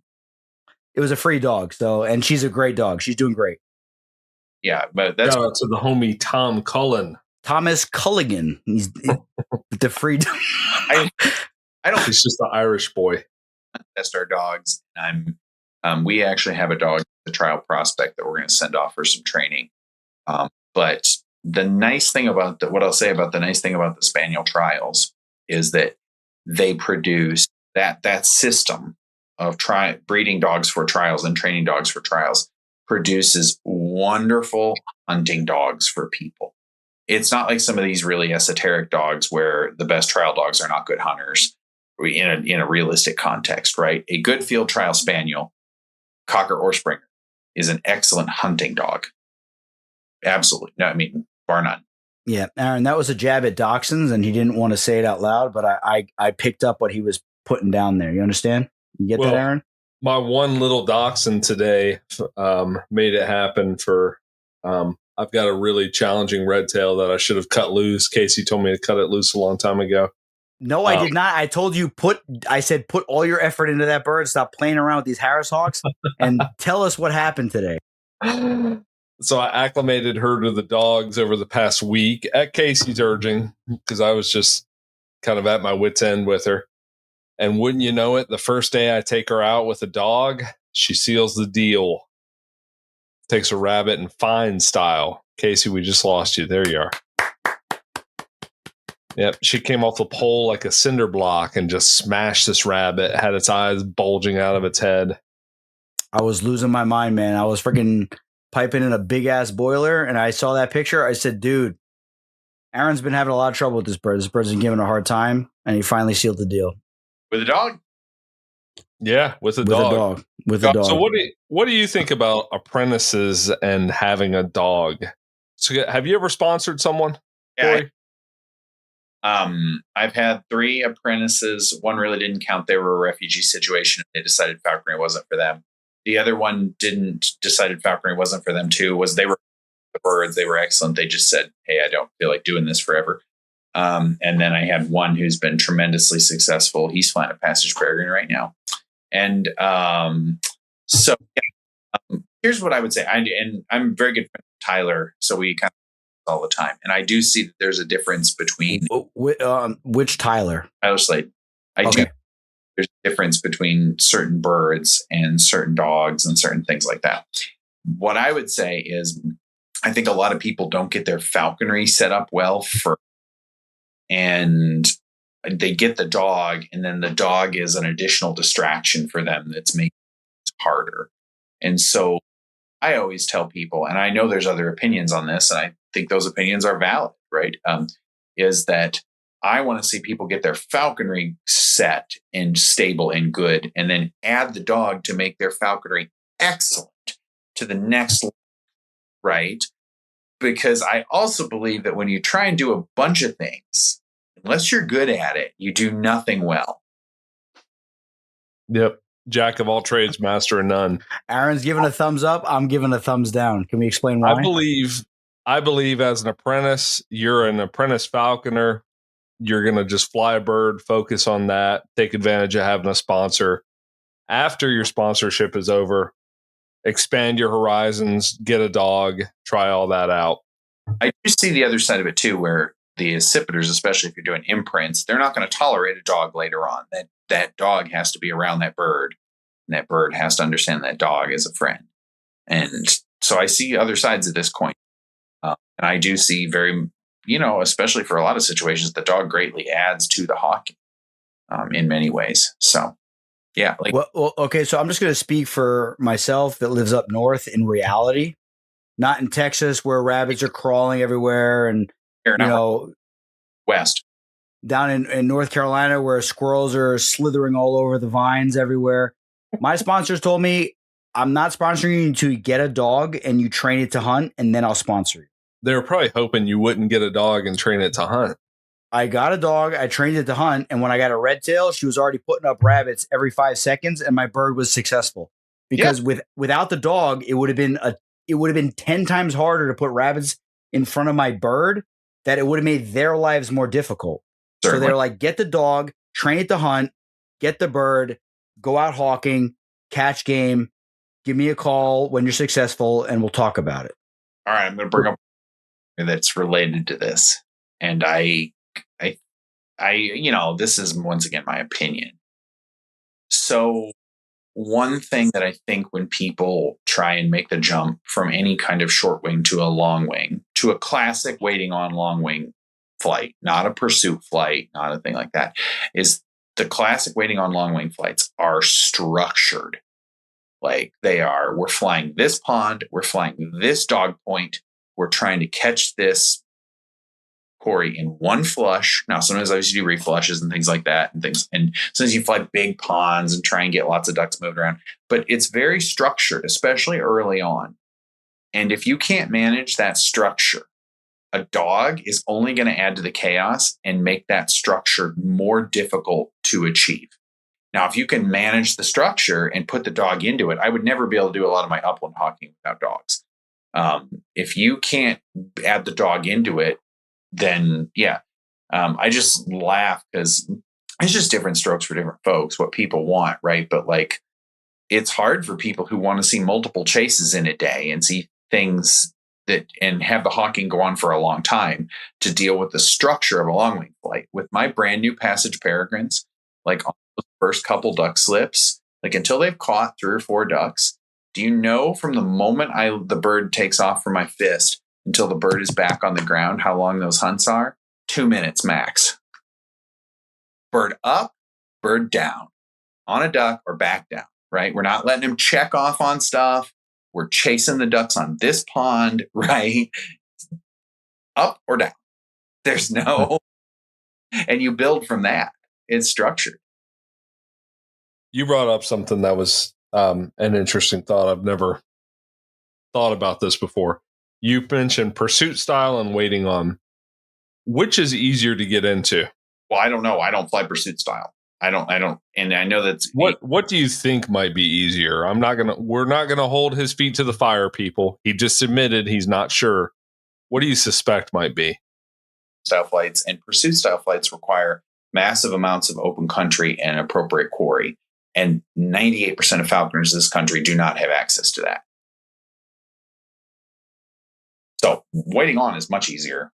Like, yeah, pursuit flights is like unless you have sight hounds that are with your bird, you're just playing Russian roulette. Especially in the areas where you're gonna actually practice real pursuit style.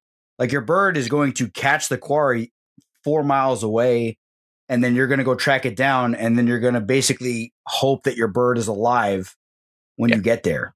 You're in eagle country, right?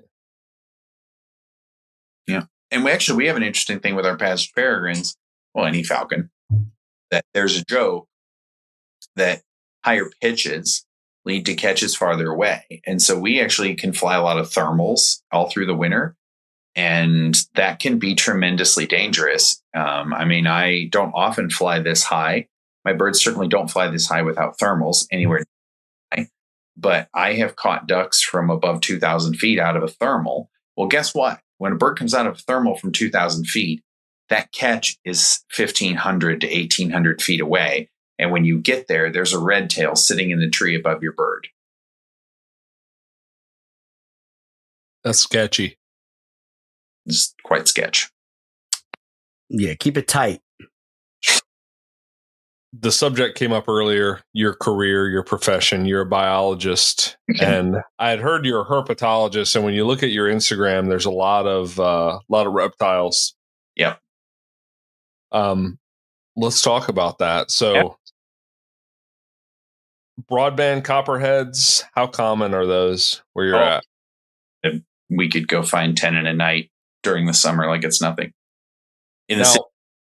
What do you think about the distinction of what used to be Trans-Pecos copperheads and broadbands? Oh, you're going to get into the Frank Burbrink stuff with all these things. Okay. So I personally believe, and this is sort of what I do, I'm a systematist. I believe that there is one species of copperhead in the United States. I wouldn't call myself a lumper, but I believe there's one species of copperhead in the United States with a lot of geographic variation from the East Coast all the way to Pecos. And that these are not distinct species. They grade right into each other. And you could call a lot of their characteristics, which people have used to separate them out, clinal variation, meaning that they vary across a geographic range fairly evenly. So I don't think a broadband copperhead and a Trans-Pecos copperhead are really that different. Now, if you want to call them that and name geographic races, which is what they are, that's totally fine. If you want to say a Trans-Pecos copperhead pictogaster has that dark painted belly, rich colors, okay, go ahead and do that. No one's stopping you from doing that. Is that a fundamentally different entity from a copperhead here in North Texas? No, not at all. Right, but is a North American goshawk any different than an Albitus goshawk? Almost certainly. There's pretty good evidence that those are different now, right? I'm not up on all the bird systematics, so I'm not an expert on this, and I haven't kept up on all the literature. I do read some of it, but I believe the most recent taxonomic revision says that the European goss and the American goss are different species, correct? A lot That's of what they states, it's what they say, correct? But a lot of states will not recognize this because then, people like myself, we can go do bird shows with our albitus and have a bunch of.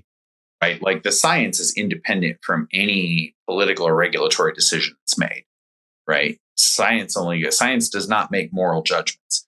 Right, so the science gives you the raw material to make the decisions. It's up for the regulatory entities to make those decisions. Good point. No, good point. No, I had to ask. I have a question on that subject. Okay. What's stopping Texas from opening the golden eagle take within the state? Oh, so I'm not an expert on eagles. This is from many, many years ago, there was talk about getting a depredation area in West Texas.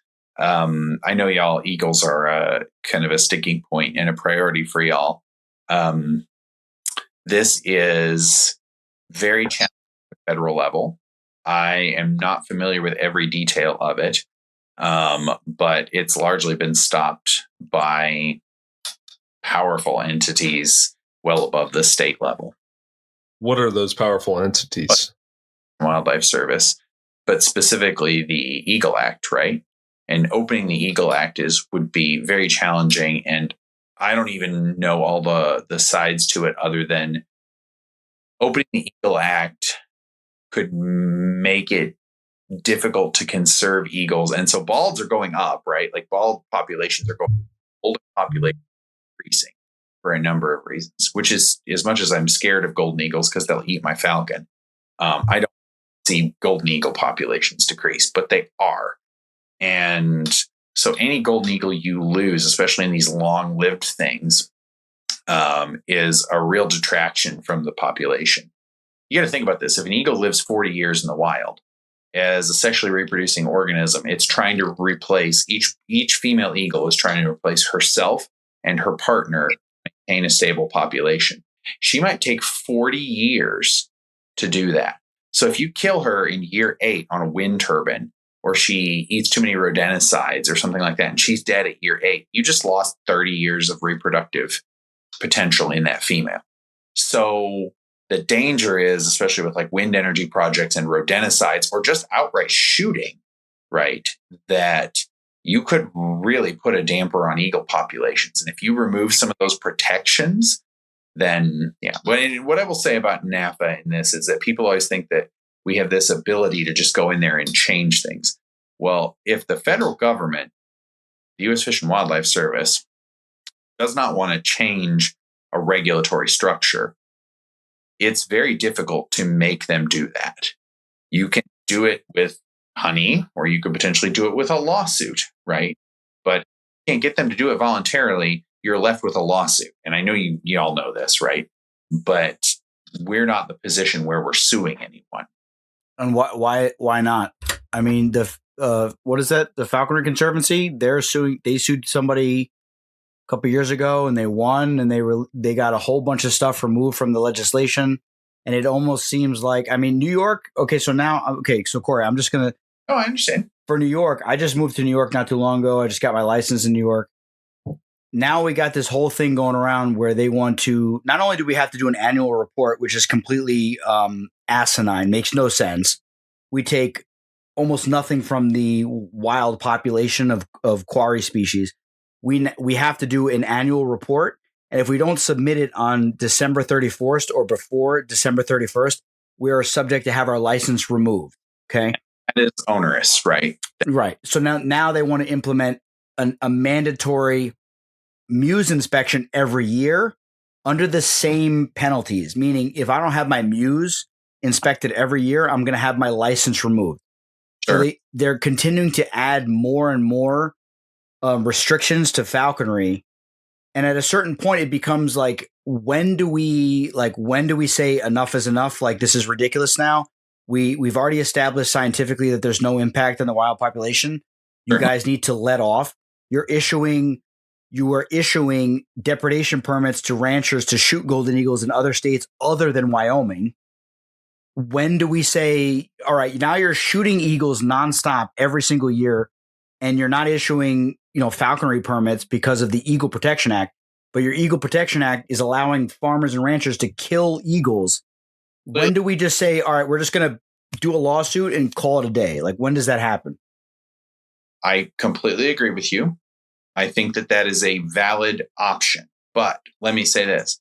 The fear, which I think is an extremely valid fear, and I think it absolutely could happen, and is probably here's the thing, most likely outcome, is if you sue them, you are now 100% an adversary, and you probably lose all the potential progress, very real progress that we have made on other issues. And you lose the potential for future progress by making that lawsuit. You might lose the potential for good things to happen 5 years, 10 years down the road because you sued them. So the question always is the lawsuit worth it for the loss of potential in the future? And the answer is, we don't know. No one knows, right? Like, has NAFA ever sued any state agency or government agency? Knowledge. I can't say back, certainly not any recent history. So, but that's my point. So, and this is no knock to NAFA, right? This is no knock to you. But, and Aaron brought it up, I think, with Heath, and that episode's going to drop. It either already dropped or it's about to drop. Falconers, our rights have been eroding and becoming, the restrictions on falconers have becoming more strict since NAFA has been an entity. And that's just a scientific fact. Absolutely. So at a certain point, it's like, and this is okay. And this is my point of view. Go ahead, Corey. Causation. Say that again. Correlation is not causation. Just because two things happen doesn't mean that they are correlated. They're there. 100%. I'm not blaming falconers' rights in other states solely on NAFA. NAFA is not the god of the whole country and has control of everything. I completely understand that. Yeah. But what I'm saying is I moved to New York. In New Jersey, I never had to, and maybe I did, and I just never did it and never got penalized for it, but I never had to do an annual report of the game I caught, how many hours and days I spent in the field. I'm taking a couple rabbits a year, a couple squirrels a year. Gun hunters do not have to do this. This is not mandatory for gun hunters, which are taking far more quarry than we are. So if I don't fill this out, I am subject to lose my license. Now they want to do the inspection, like I said, but the excuse for this is that it's coming down from the feds. So the feds is who NAFA just met with. Okay, go ahead, Corey. Correct me. No, that is New York State implementing stronger restrictions than the federal government does. And states are allowed to do that. They're within their rights to do that. They cannot be more lenient than the federal regulations, but they can be more restrictive. I will tell you that we have had internal discussions about trying to, we've already made some efforts, but make stronger efforts to get New York better regulations. That the regulations in New York on several things are onerous, and to try and help. What I will also say is that states want to hear from such as yourself, want to hear from the constituents in their states. An organization coming in from the outside can support an in-state constituency, but the outside organization, the national or international organization, cannot drive the bus. The states have to drive the individual falconers in the state have to drive the bus, and we have to help push it and make the bus go faster and stronger. Right. So yes, that is whatever New York is telling you in that regard. If they're saying that is not true, because every to those regulations. I believe that. I completely agree with you. And like I said, I haven't heard anything from a representative from New York State. This is all through like the New York Club and like hearsay on the street and stuff like that. That this is coming down from the feds. They want to implement this, and it's like I already have to like rush to get this whole report. I have to like fib stuff and move stuff around. Like, yeah, okay, I caught this with that bird and this and that. Because then if you fill it out and say, "Oh, I didn't catch anything or I didn't hunt," then they'll tell you that you're not practicing falconry in regards to the license that was issued to you. If you do not rectify the situation, your license will be removed from you. Yeah, it's not good. So, okay, so there's that, and then it's I mean, it's just at a certain point, it's like every other conservation organization, they put their foot down and they just start putting, and listen, like I said, before we came on the show, I was not talking, but I was going back and forth with Heath, not in an aggressive way. This stuff costs a lot of money, obviously, to do this stuff. The whole situation with California, where they removed the whole wording and stuff like that, where you can do bird shows with your falconry bird at schools and you can charge whatever you want and you can say whatever you want. The only reason why that was passed was because it was litigated. And I just, at a certain point, it's like, we don't want to rock the boat, right? I understand what NAFA's saying. We don't want to rock the boat. We don't want to attack, we don't want to kick the beast. We don't want to, you know what I mean? We don't want to have this problem. But if our rights and our sport is being eroded year after year after year, or administration after administration, when is it enough for NAFA to say, now it's time to litigate? This is getting too much. Correct. And I will tell you, we have had this discussion, and we continue to have this discussion. We're not sitting there saying that this is never an option. We are saying that we believe that our current strategies are the most likely to be fruitful. And I will tell you, you've mentioned some success stories, like the Pacific Legal Fund lawsuit and things like that. But I could give you an equal number of failures where people have come in hard and fast and sometimes brought their legal teams with them and lost. And that's a real danger. So it's always a question of where, and I will just tell you, I know Heath probably said this. I'm excited to listen to his episode, right? I'm just going to say this. NAFA has many priorities, right? But there's definitely a list. And right now we are so close to getting this peregrine thing because of the efforts of hundreds of people who worked very hard for years. We're so close to getting peregrines across the finish line. And if we get them across the finish line, guess what? We don't ever have to talk about them again. If it gets across the finish line, we don't ever have to deal with passage peregrine stuff again, if they're normalized. So the goal is to get them across the finish line and then move on to the next priority. And I will tell you that eagles are absolutely in that top three, right? Okay. They are not number one. What is the top three? Peregrines? Peregrines is the eagles. One that's right there. So it's like, let's put a lot of effort into this to get that across the line. The other one, which is a real danger, is making sure, and Martin did an amazing job on this, the president of NAFA, when we dealt with the potential changes to the regulations for housing and transport of birds, getting falconry exempt from that was huge. And we just did that. Martin did all the work on that. Other people did as well. Martin did a majority of the work. But that was all behind the scenes, right? And making sure that falconry was just exempt. We have to fight the battle because we were exempt. And that was gigantic, making sure that regulations don't come down from a federal level that change the entire framework to be like New York's regulations so that everybody isn't dealing with that. That's probably right there under peregrines. And that's constant, right? That priority never changes. And then I would argue that eagles are probably third. Now, right, this is, we're dealing with peregrines right now. And we dealt with some of the facility stuff. So, but yeah, there's multiple priorities. And then, there's always the continuous priorities of making sure that people are trying to be the best falconers they can, but that they have the opportunities to be the best falconers they can too, right? That we give them the resources to be the best learning resources and social resources to be the best falconers they can. Good. So here's my concern with eagles is, well, one, the Trump administration said they want to sunset the Eagle Protection Act, right? Things though. What's that? I'm sorry, what'd you say? A lot of regulations though. Yeah. But amongst those regulations, that was one of them.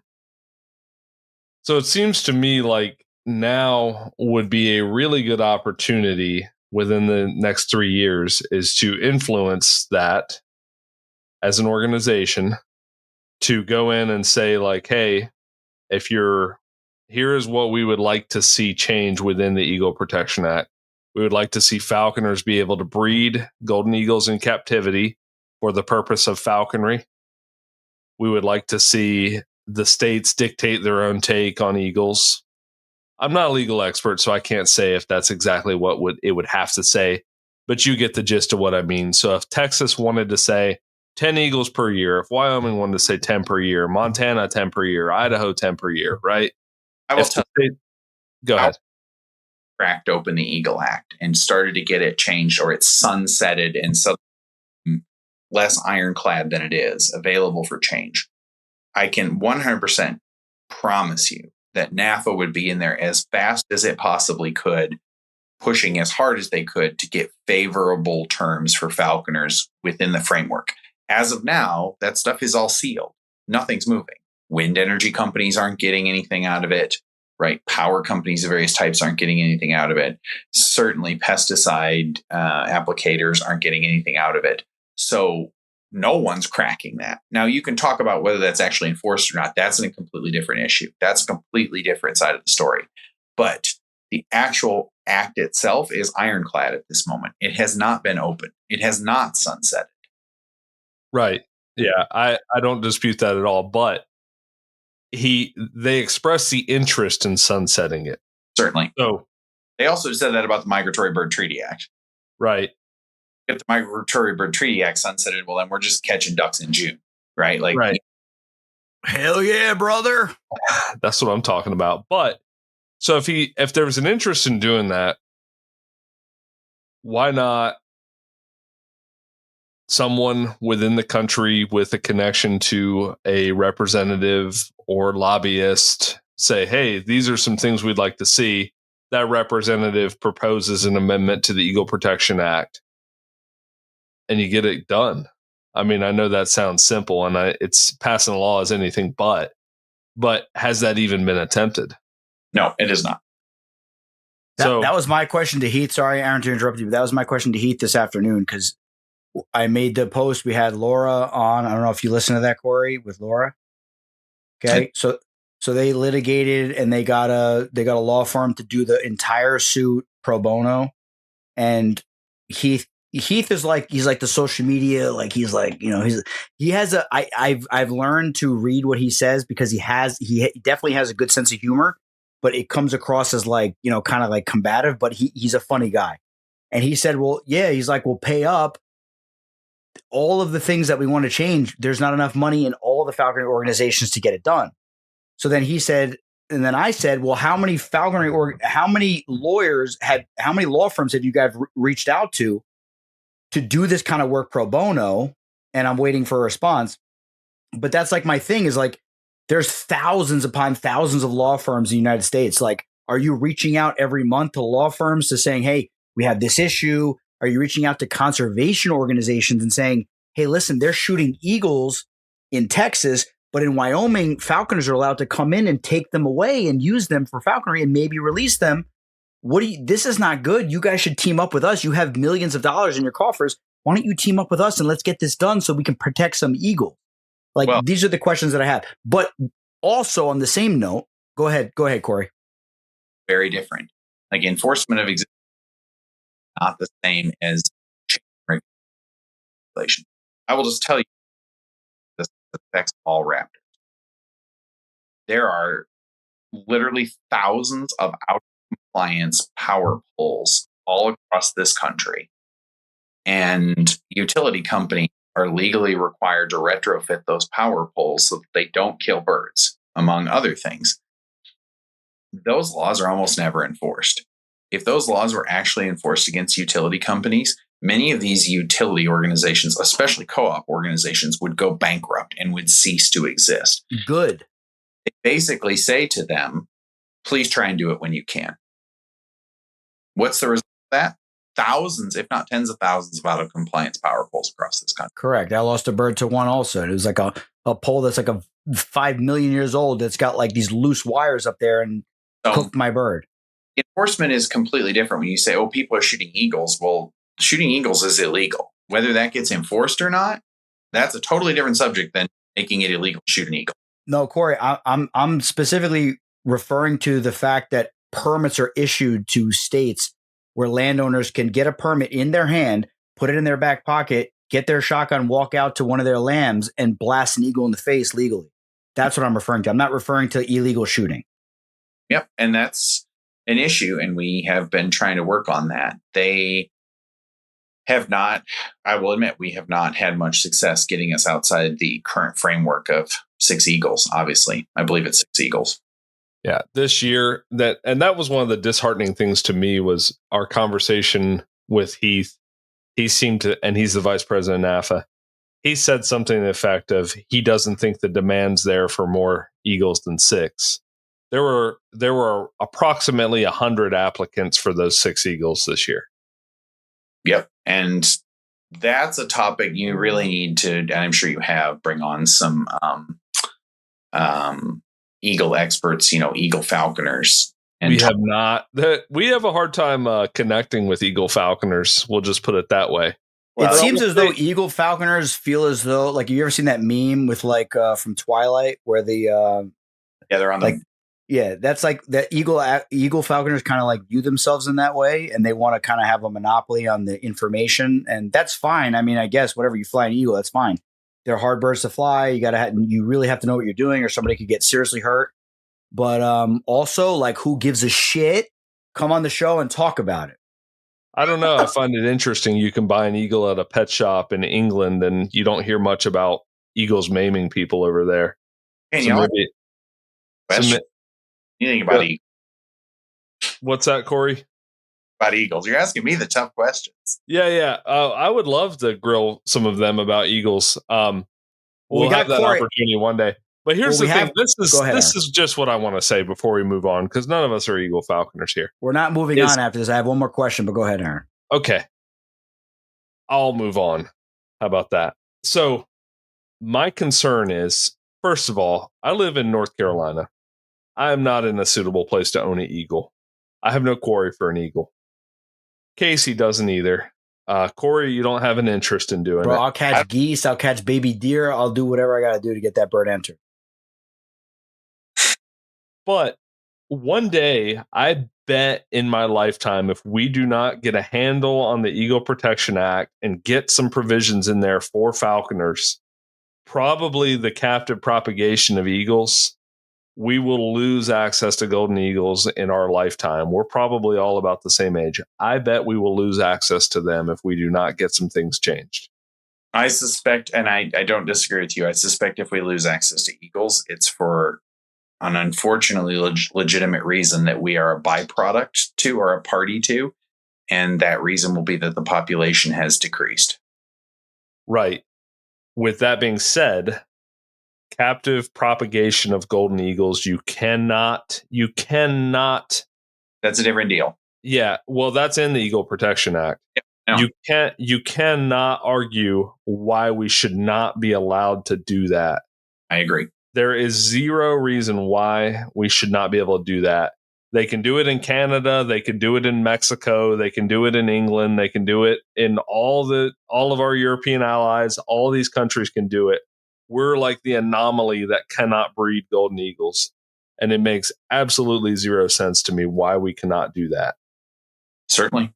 You could make a case to me, and I've said this before, you could make a case to me that says, hey, there's just not enough golden eagles in the wild. We cannot allow you to take them. Okay, I get that, right? Falconers, generally, we love wildlife. We love nature. We want to preserve it. You cannot make the point to me that there's a rationale behind us not being able to breed them. It's crazy. It's crazy. 100%. I mean, we should be going after that with tooth and claw. We should be serious about that. The problem, Aaron, is it's like there's more captive bred tigers in Texas than there are in the wild in Asian countries.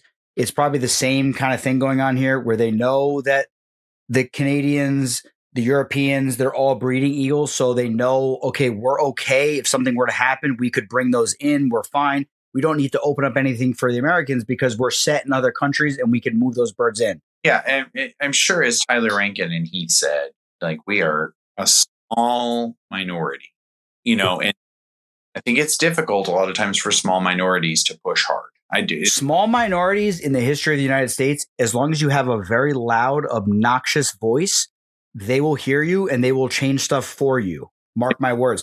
Just look back in history. No, I wish I could give you more on this. Like, we do talk about eagles pretty often in board meetings and stuff, and we talk about eagle regulations.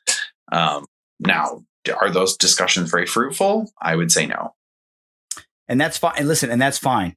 But Corey is like, he's very he's giving off an air of confidence during this interaction with Aaron and stuff. And that's because the elephant in the room is, and this is no attack at NAFA. We love NAFA. We're supporters of NAFA. Shout out to Heath. Glad to hear you say that. How many states are allowed to pull peregrines, and how many permits are issued in each state, Corey? Oh, well, most states, the majority of states are allowed. And the permits are allocated by flyways. And then within the flyways, they're allocated to the states based on the flyway, the individual states discussing how they want them. Right. So it's usually around, I know Jersey's 5, Maine is 5. Correct. And it's about, I think it's 36 in each flyway. 36 in each flyway. And there's 3 or 4 flyways in the United States. Flyway is different. There's 4 flyways and there's 36 in each state. So you're talking about over 100 peregrines are allowed to be taken every year for falconry. Correct. Why is that the priority of NAFA? Boom. Wait, what? So back because they're long wing elitists, Casey. This is not a gotcha, Corey. But no. Outside of eagles, can you tell me any bird that you would really, really, really, outside of state regulation? I'm talking about federal regulations.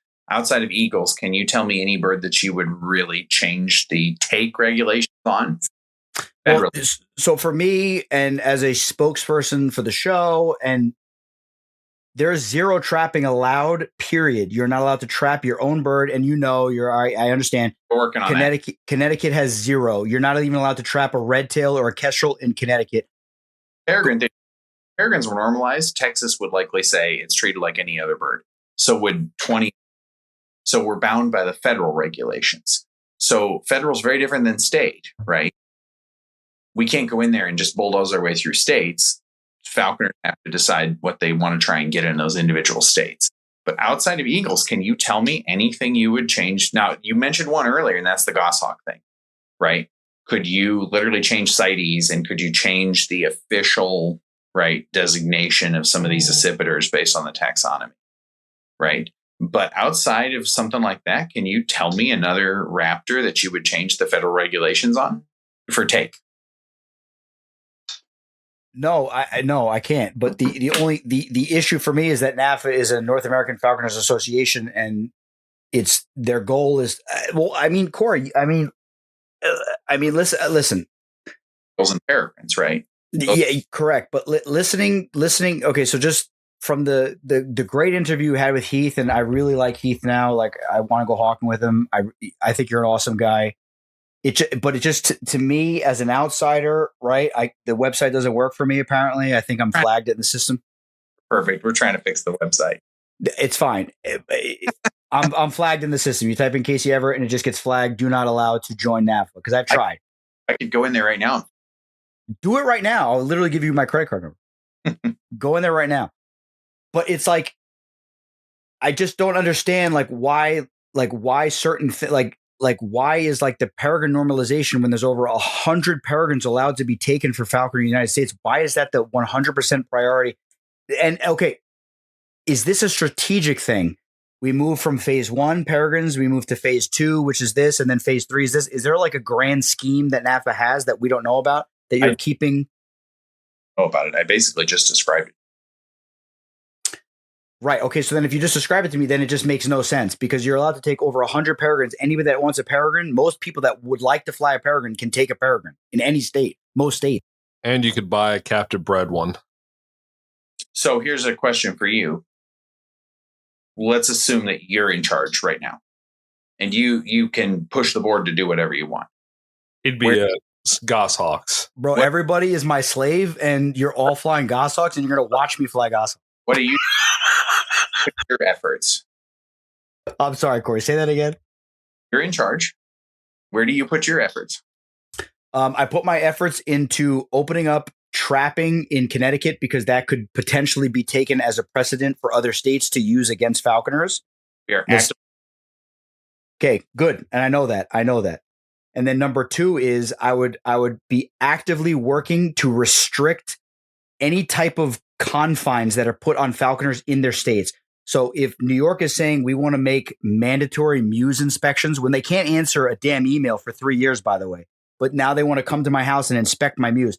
And if I can't get somebody to inspect my mews, if they're busy and they don't respond to my email, I am now subject to have my license removed from me because my mews that was inspected last year is not inspected this year. And now my whole falconry is going to be removed from me. That needs to be eliminated. It has to be done. Go ahead, Aaron. That's up to the falconers in those states with us to support them. We don't want it. If you don't want it, then you don't want it. I understand. Then all of us don't want it. I speak for all New York falconers, except for the ones that fly owls. We don't want it. Okay, if you don't want the support, then you don't want the support, and we will respect that. No, we want your support. We don't want the inspections of the mews. Oh, well, no, okay, I understand that. Then yes, we will give you the support. But no, that's the thing, too. You just said it. We don't want to come in and step on people's toes. We want to support them and help them. If you have toes and they goes all the way up your leg and it's connected to an owl on your glove, you can step on their toes. But if you're flying a red tail or any type of bird, we want your help. No comments on owls. Yeah, I mean, it's like in the comments on the New York Falconry Association, it's like there's people in there that's like, well, I know a person that I once knew 20 years ago, and he kept his birds in bad condition. So this inspection might be a good idea to keep people in check. And it's like, okay, well, what happens when the person can't come and inspect your mews before the deadline? Now the government can just come in and say, you're not a falconer anymore. We're repossessing all of your birds that you put countless hours into. It's not right. It's absolutely not right. You're making Aaron fall asleep. Bro, I always make this guy fall asleep. I think he takes like sleeping pills like halfway through every single show. I'm perfectly fine. I'm just I'm chilling out here. Yeah, he's chilling in North Carolina where like all the regulations are good. Everyone's chilling, no problems. Nobody's trying to make you do annual reports under threat of removing your license and having your birds repossessed. You know, everything's good down there. Yeah, we got it made down here. Thing I will say is I actually agree with almost everything you say, especially in terms of your motives, because I have the same motives. What I would say, and I'd say this to any falconer, if you want things changed and you want to be involved, and I know you are, this podcast is part of it, right? If you want to be involved, then you should be part of clubs, part of the infrastructure, run for offices, drive the bus, right? Be there for the driving of the bus. Because, you know, as you said, small groups of dedicated people do make changes. And people who have the wherewithal to work within the system often make changes. You know, we do our best as NAFA and as an organization to represent all falconers, and we try and represent all reasonable viewpoints. And I will just tell you that I have never been in a board meeting ever where we took a proposal from a falconer and just outright dismissed it. Ever. I've never seen it. We discuss everyone. We talk about everyone. And we respond to everyone. So, you know, don't think that your voice is unheard. That's good, man. He's not a member. Yeah, they won't let me join, so I can't be a member. Maybe that's by design. But we do appreciate that, and we know that NAFA is doing a good job. And the conversation with Heath, which Aaron, is it? Aaron's in charge of the posting. Him and Courtney, like, is that coming out before this or after? So as we're speaking live, it will be out on Monday. Okay. I almost feel like we should put Corey's out first because he didn't hear it. And like, it gives this buildup and this kind of like, oh, we want to hear what Keith has to say. Well, to be fair, Keith today, and I said, hey, what'd you say? Yeah, we gave it to him. We're playing more hardball with you than we were with Heath, to be honest. Well, we gave it to Heath a little bit. Aaron literally he's zoned out. It just seems like, and this is the vibe, and this is the conversation that me and Aaron had, and we really should do like a post-show conversation because the vibe that me and him had was, the render. We're gonna render it down. Shout out to Bear Grease.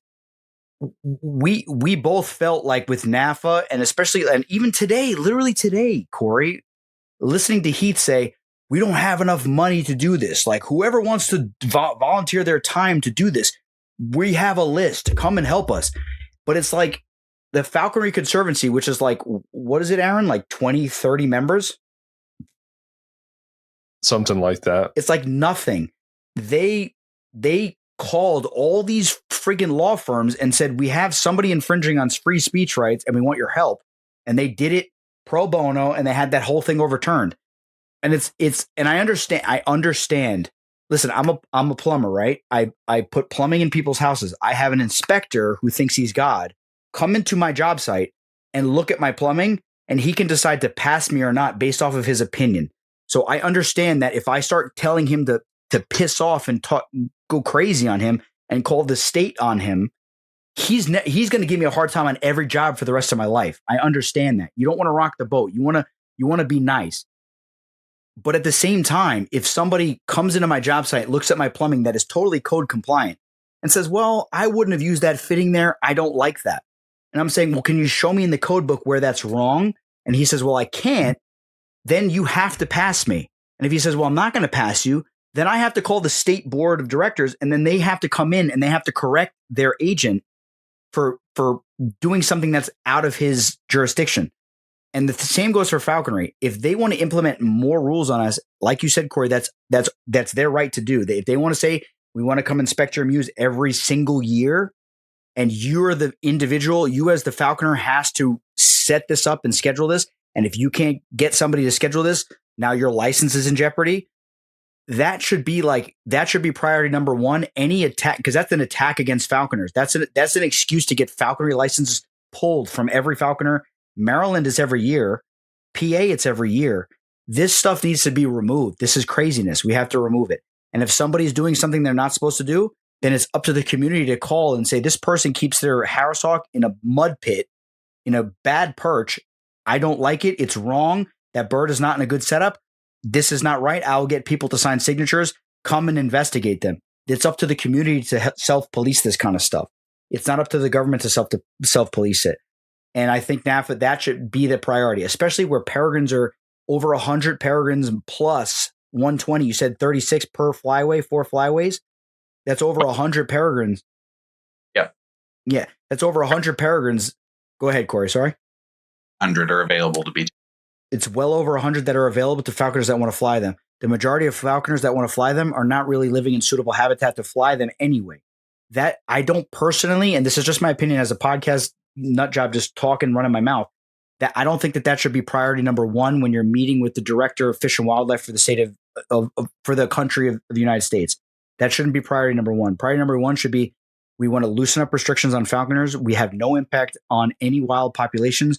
Our game harvest numbers are below any gun hunters, and we just want to be left alone, and we will self-police. Let's kick this back to the states. Let's have a little oversight in the states to keep them off our backs. We are good people that are pro wildlife, pro conservation. That should be priority number one, in my personal opinion. Corey likes me now, I think. I doubt it. And I do understand it. And like I said, I agree with all of that. I just also am pretty well aware of powerful entities and things like the Migratory Bird Treaty Act, which really just, you're not going to open. Well, if they open, the whole world will change for us. And the whole world would change for a lot of people. But those are not opening. And like in any realistic sense, if Migratory Bird Treaty Act changes significantly, you're looking at incredibly significant changes in the U.S. government. I personally look forward to the open take of peregrines, just so you guys can divert your focus to something else. Trust me, there is nobody who wants it more than me, and a bunch of other people who are in that we would love to never talk about it again. It does make sense to me why it's a priority, but we should have open access to all of these suitable falconry birds. I think I will just tell you, Casey, I think would be great if the science says that the goshawks are different, if goshawks from Europe and Asia are not under the same regulations because they're not native. So I agree with you. Well, that just warmed Casey's heart. All right, Corey. Well, I want to thank you for coming We're not on. done with Corey. We're going to keep questioning Corey for the rest of the night, Aaron. I want to thank Corey for coming on. And I want to say that everyone that's come on from NAFA has been a great sport. It's all been in good fun. You guys are well-versed in your areas of expertise, and you are certainly no different from the rest. Well, I appreciate what you all do and look forward to keep listening. All right, man. Well, thank you for being a listener. Have you copped some merch yet? I don't wear merch from anybody, but I would. He looks like he wears merch from Old Navy only. How about a hat? How about a nice Sporting Chance hat? I would go for a hat. Yeah, there's some hats on the website for now. Awesome. Corey, I just have a quick question, and it's a question from the audience. When you go to Starbucks, what drink do you order as a long winger? Solid straight black coffee. Oh, dude, this guy's a dirt hawker at heart, man. Black coffee. It's usually a chai latte or some frappuccino. I'm going to put in one more plug for you. So it looks like for NAFA, we are having our next meet in a state we haven't been to in 27 years, which is Iowa. I'm going to be there. November 29th through December 4th are the dates. So an Iowa meet will be a lot closer to a lot of people who haven't been close. And then the following year will very likely be Texas. So we're going to push it out on the show, Corey, because somebody said they're going to be in Iowa, and I've hunted whitetail in Iowa. It's like not that far at all, and I'm going to be there, and I'm going to get everybody I know to come with me, and we're going to go. Thank you. And we'll meet there, and I'll buy you a drink, and I'll buy you the coffee you want. Thanks, Corey. Appreciate it. Dude, we really appreciate your time. I hope we didn't go too hard on you. And I personally, I really appreciate your insight into long wings. It's a foreign concept to me. I dabbled in it. I failed. And thank you for your insight. And we really appreciate it, man. Thank you. Thank y'all.